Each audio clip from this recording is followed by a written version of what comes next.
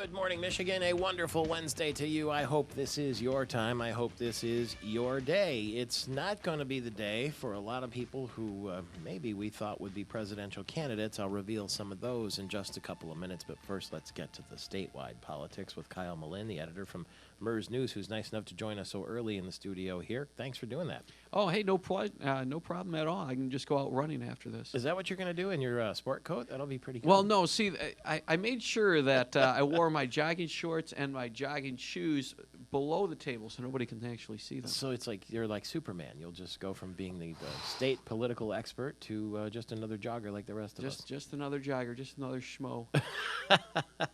Let's begin with Governor Snyder. He's going to unveil his proposal today, I guess, to revamp the public schools. Is that going to turn anybody's head? Is that going to make anybody feel better about the budget cuts that are coming? I don't think so. In fact, I don't know how many details we are going to see today in Detroit when he announces his education. Yeah, that's kind of the feel that we've been hearing. We've been hearing that he's going to be touching on teacher tenure a little bit, but not a full repeal. He's also talking about making the education system like the city and local government system where there's some type of best practices and you get some extra money for holding costs under control. But other than that, we really haven't heard anything that's going to shock and awe anybody. Then why is he doing it? Well, he said he would. Well, remember? I mean, he said we're going to have a local government message in March, and we're going to have a school message, an education message here in April. And I don't know, maybe this snuck up on him a little bit, but I don't know.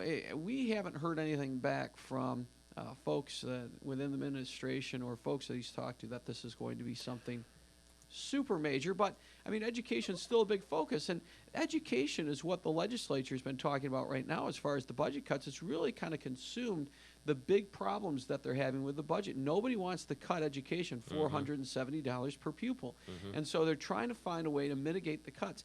These lawmakers getting a lot of flack from their superintendents back in the home district saying, hey, we can't absorb this anymore. We're going to go into debt if you go ahead and go through these types of cuts. You say we should go back to the bargaining table. We should ask our teachers and our school employees for more concessions. Hey, our contracts don't expire for 2 more years. What are we supposed to do? Did you get any inside information on whether or not the majority of Michigan teachers, MEA teachers, decided to strike? They have not revealed that information. The MEA has been very tight about that, and they don't have to release that information. But from everything that we hear, that really isn't the direction that they want to go. I tell you, the Republicans have made a lot of hay about that issue, though. Yeah. And in fact, there's going to be a bill up in House Education Committee today, chaired by Representative Paul Scott, to address that striking issue. You know, he put in a couple bills that said, hey, if you're a teacher and you strike, it's already illegal. You already get fined. But now we're going to yank your teaching license from you. And if you're a union that helped organize this, we are going to decertify you in that particular school district. So 2 heavy sanctions that are coming down in the House Education Committee. I don't know if Snyder's going to talk about that or not, but it's one of the questions to be asked. Do you think that was a bluff by the MEA? Sort of release that little trial balloon that maybe we're thinking about striking? Partially, but I think the other thing is, too, is they got to make it look to their members that they're doing something, that they're being tough, that they're just not going to take this sitting down. You know, we're fighting, and if you guys are willing to go forward and do some type of organized strike, hey, we're going to have your back.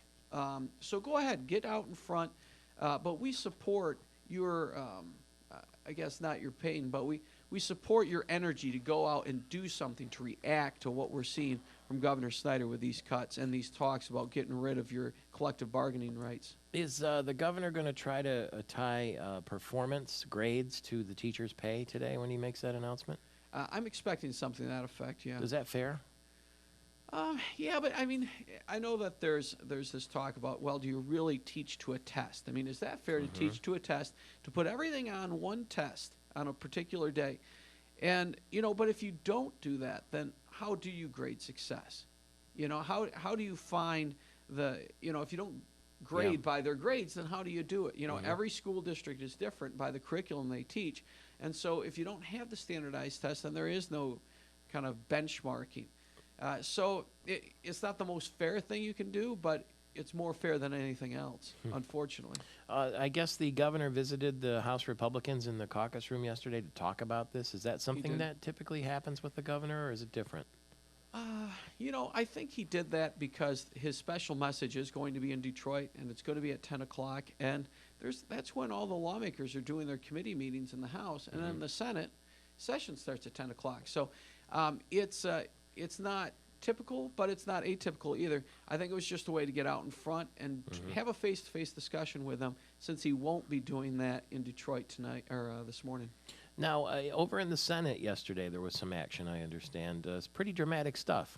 Well, the Senate has been moving their budgets right along, and last week they were in Senate Appropriations, got them primed, moved to the floor of the Senate today. And there was a little tension from the Democrats because they're not able to get any of their amendments on, being in the minority.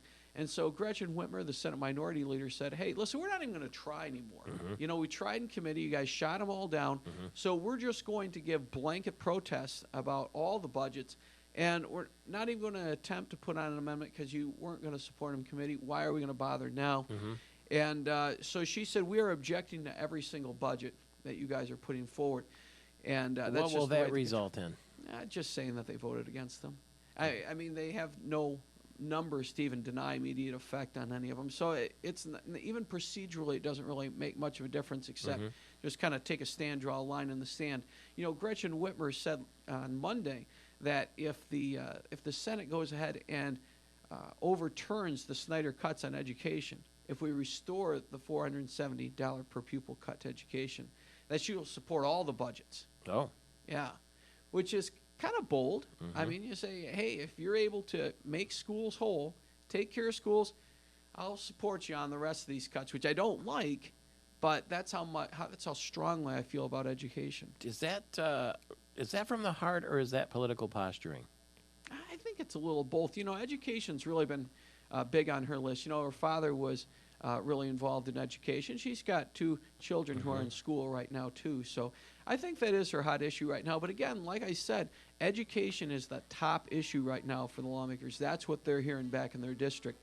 So it wouldn't be unreasonable for her to make that her top issue as well. We will read more about it and subscribe to MersNews.com, and good luck with that jog this morning. Hey, thanks a lot, Michael Patrick. MIRSnews.com is where you can go behind the scenes with Michigan politics and Kyle Malin. It's Michael Patrick Shields. Lisa Brown, the state representative, the Democrat from West Bloomfield, will join us next. She wants to talk about education, too, and we'll do that. Stay with us.